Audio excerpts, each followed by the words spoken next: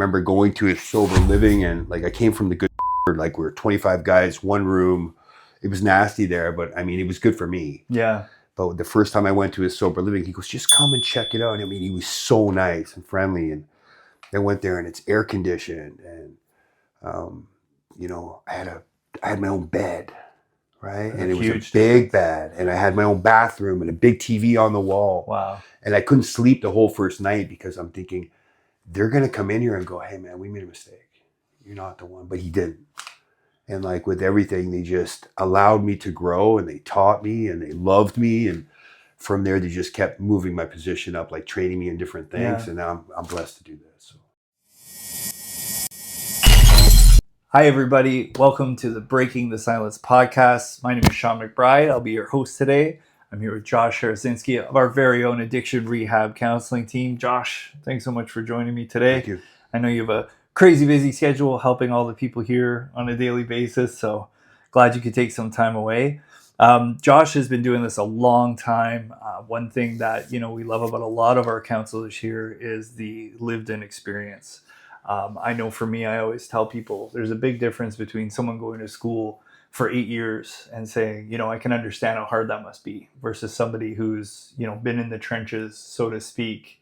And do you find also when you kind of relate to people that, your story and that you've been there, do you find the guard goes down faster? They're a lot more open and trusting, or do you find it kind of the same? Yeah, 100%. It's just like what you said, right? Like somebody can bring up some of their trauma or some of their past. I know what it smells like in that space, right? So instantly that creates common ground. For sure. So, like, I know how that feels in that space, right? So, yeah, definitely, for me anyways, and like, I think everybody's different. I think people who have who've gone to school for it and that's their pathway, I think they're really effective too. But I think there's just something different when it comes to the connection piece when somebody else has actually experienced what you've experienced. Yeah, no, that makes a lot of sense. And I'll tell you something, you might not know this, but other people that I've spoken to who have gone through the program and had you as their counselor speak really highly of you. And let me ask you something. Do you find yourself more humbled by things like that? Or do you find it propels you forward to want to do it more? Or I just, when I get positive feedback, yeah, it humbles me. And at nighttime, I remember to say thank you because nobody was saying that about me before. What got you into counseling? Like, what made you want to pursue that in particular? I don't know. I think when I got clean, I just, I wanted to, I didn't really know which direction I was going. My counselor, when I went through treatment, she said, do you ever think about doing what I did? And, I hadn't at that point, but she put the idea in my head. Yeah. And then from there, I'm a true believer that when you do the next right thing happens. And, not only did I start to feel better internally, but my path started to get aligned. Like I ran into Eric and, I went to the same meetings as him and he needed somebody he could trust. Right. And he was talking to a mutual friend of ours. And that friend told him about me, which, believe me, before I got into recovery, nobody was saying that about me before. But he just said, hey, man, you can trust this guy. And he gave me an opportunity. And I remember going to his sober living and like I came from the good, like we were 25 guys, one room. It was nasty there, but I mean, it was good for me. Yeah. But the first time I went to his sober living, he goes, just come and check it out. And I mean, he was so nice and friendly. And I went there and it's air conditioned and, I had my own bed, right? And it was a big bed and I had my own bathroom and a big TV on the wall. Wow. And I couldn't sleep the whole first night because I'm thinking they're going to come in here and go, hey man, we made a mistake. You're not the one, but he didn't. And like with everything, they just allowed me to grow and they taught me and they loved me. And from there, they just kept moving my position up, like training me in different things. Yeah. And now I'm blessed to do this. So. It's amazing. You touched on a key thing. I know for me, even now, as far as I am in my recovery, when things go good, it is sometimes like, okay, when's the shoe going to drop? You know? Do you find yourself overcoming that? Or have you just kind of lived through enough good moments now where it's like you're accustomed to it being okay to be okay? Yeah, my perspective's changed. I've just seen too much. Yeah. Right? I've seen too much where I don't look for impending doom anymore. I just know as long as I stay on the path and do what is possible, God or this power, whatever you want to call this thing, does the impossible. Right? So. It's true. It's funny too. The more I walk this journey, much like what you just said, is that things that I used to plan to work out don't work out.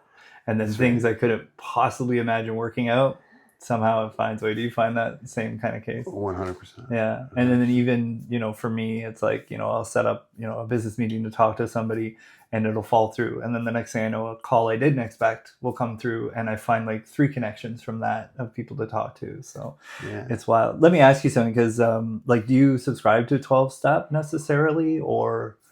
Yeah. Okay. So I have a sponsor. I have sponsees. I have sponsors who have their own sponsees, and so on and so on. So, nice. The main reason I ask is because, God is such a big, complicated topic in today's society. Everybody. Do you see it as, because I know in 12-step, they talk a lot about higher power. Yeah. Do you find higher power is God, or how do you define it? I don't define it. That's a much better option. I think that thing, whatever you want to call it, is beyond my what I can define. All I know is today, and I think which is more important, is how to connect to it. Right? That's awesome. Yeah. That's really well said. I'm much the same way. So I've never considered myself religious, but I've always considered myself spiritual.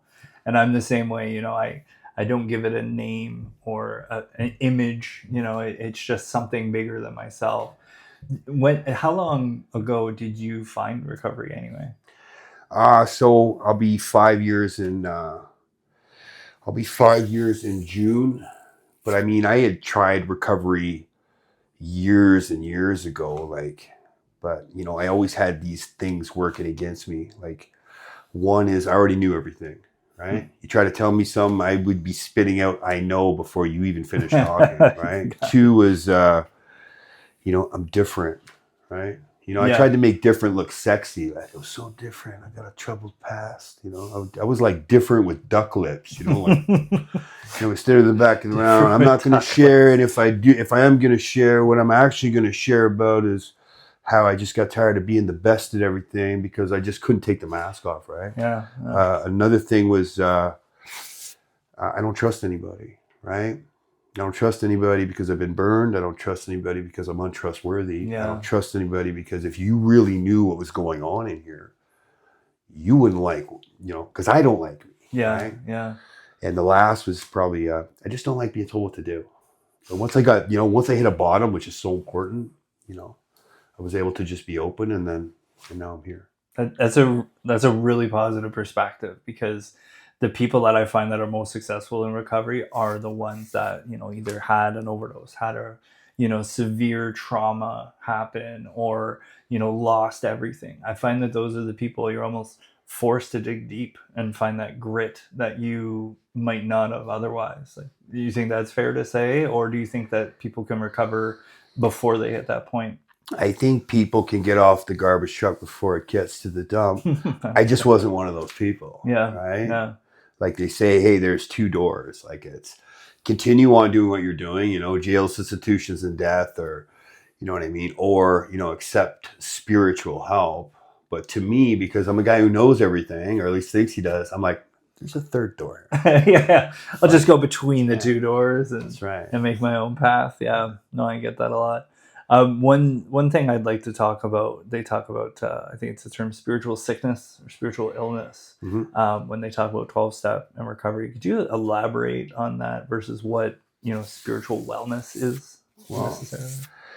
I have a spiritual malady for me, or spiritual sickness, where, I'm filled with fear, resentment, all of these things that block me off from this power, right? And I've, through my past experiences and, the narratives I create, and really just the hate I have in here, it's a blockage. And that's why these things never seem to work out for me. And what the 12 steps have done, they're kind of like sandpaper, getting rid of that rust. Yeah. Because I have a conduit. Yeah. And it wants to accept this power, but all this rust, or all of these, these things that make me sick, like resentment, fear, anger, all of these things, so as I start to work through the steps, it gets rid of that rust, whatever, and then I am aligned with this thing. And that's why I say, and now things are different. That's awesome. I love the way you use those analogies too, like sanding off that rust. You're right, because we all do have that need and that want to receive, the higher, whatever you want to call it, right? Yeah. That higher ability. But you're right. Things like shame, especially, are big blockers for that. And I guess that's essentially what you do, is you help people remove those blockers. Yeah. That's awesome. Yeah. I got to ask you something. I always see you with, like a protein shake. You're obviously in good shape. Was working out always a part of your life, or did that come when you started healing? Or well, working out became a part of my life because I started going to jail at an early age, and it's that it's either work out and read, and I wasn't the best at reading. So. I got it. Yeah. Yeah. So I believe also the physical is part of the. I think you should be mentally, working on your mental. Mm-hmm.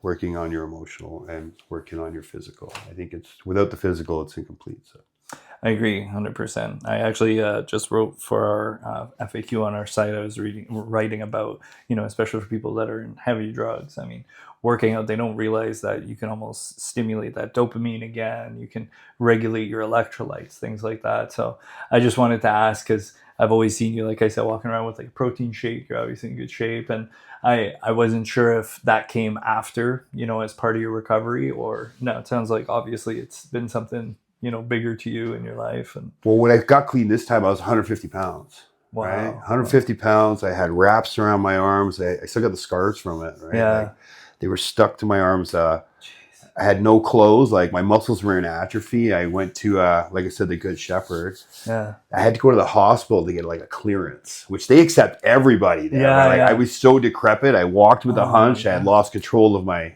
entrails, right? And the doctor said, like, he's like, look, the good news is you're going to live. The bad news is it's just going to be a different quality of life. And he tried to make it sound so thing, but I'm just like, no, like, I don't want that. So I started off slow, and I just stayed consistent with it. And now it's a way for me to connect with other guys. Right. Yeah, so for sure. For some people here who, sometimes don't want to open up, the gym becomes common ground. For sure. So. For sure. It's no different than, some guys, you talk about everything and nothing seems to connect, and then you bring up the Leafs, you bring up the Jays, exactly, your favorite team. That's awesome. Another conduit. And do you find, like, a lot of times when you're talking to people, does it ever come up, your past, or is it more like just something understood and you're there to work on their present and future? No, I bring on my past because if it helps align, like, there's not too many things I haven't done that weren't bad, right? I did a lot of bad stuff. So you mentioned shame, like, people have this shame and guilt, right? We carry those things, which, definitely adds to that spiritual malady. Yeah. But when you can have somebody else go, hey, buddy, I've been there. I've done it too. Yeah. Right? It's we huge. can talk about this. Right? It's huge. I remember when I was going through my own recovery, my mom was constantly like, check out this meme. This guy's going through the same stuff as you. And I'm like, I don't care. I don't care if there's 150,000 people in my local area dealing with it. Yeah. I'm me. Like, I'm in this box and I don't care.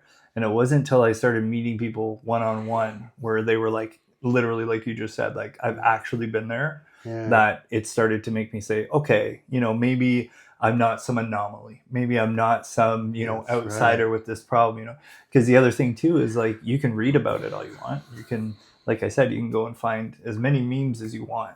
But until you sit down like this or with someone who's like, hey, you know what, this happened to me.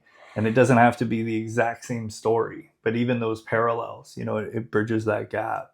And, that's a lot of, why we even have this podcast, is because if even one person out there can be like, okay, cool, like, I'm not completely alone. Yeah. It's a big difference, like, what do you feel is, stigma is one thing, but what do you feel is the biggest thing stopping people from being like, hey, you know what, maybe I have a problem, maybe I need help?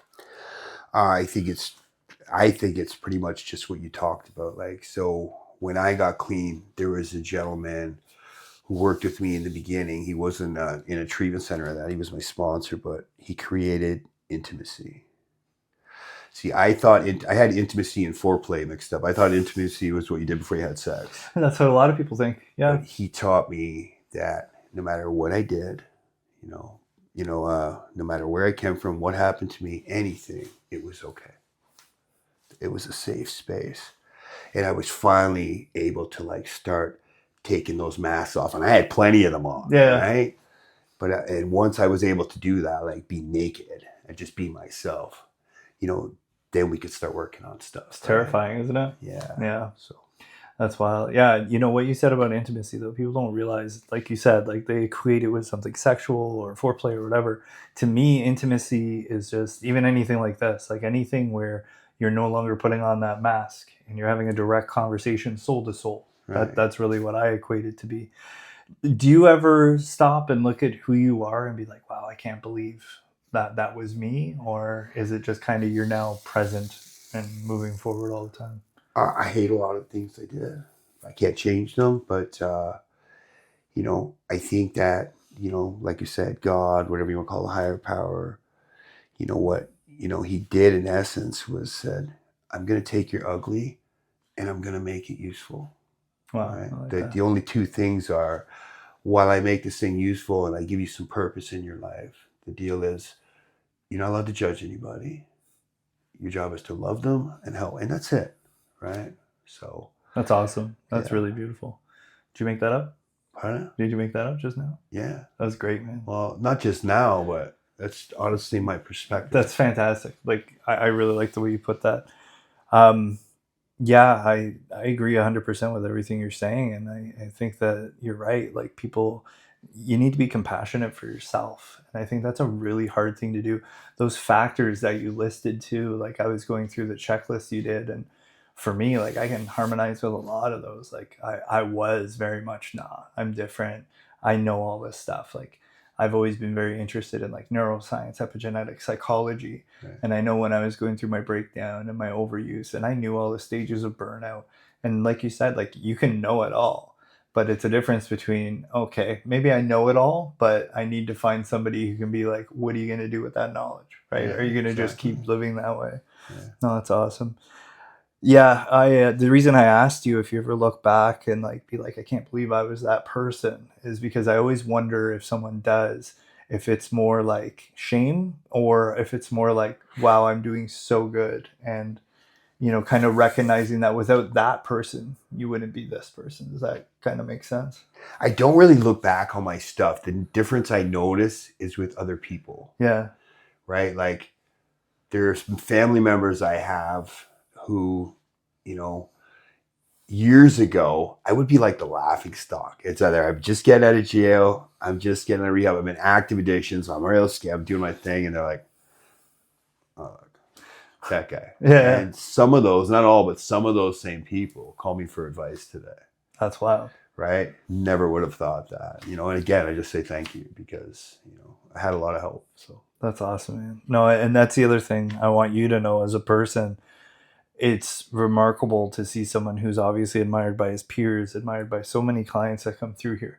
You're incredibly humble, and that is huge to me because, it'd be very easy to have a big head, but I want you to know, like, your humility is definitely admirable. I really appreciate that about you. Yeah. Well, is there anything from what we touched on that, you would want to convey to someone maybe struggling, or anything you think they need to hear? Or if I was to say anything, it doesn't matter like where you come from, what you've done, how far gone you are. Like I was at the bottom, and as long as we are open and willing, anything can happen. Anything can happen, right? It's true. And it's funny too when you get to a certain point where it's no longer, oh my God, anything can happen, and it's, oh my God, anything can happen. That's right. Yeah. Absolutely. Well, buddy, always a pleasure. Thank you so much. Really appreciate it. Yeah, absolutely. And thank you to all of you out there. And thanks to Addiction Rehab for hosting us.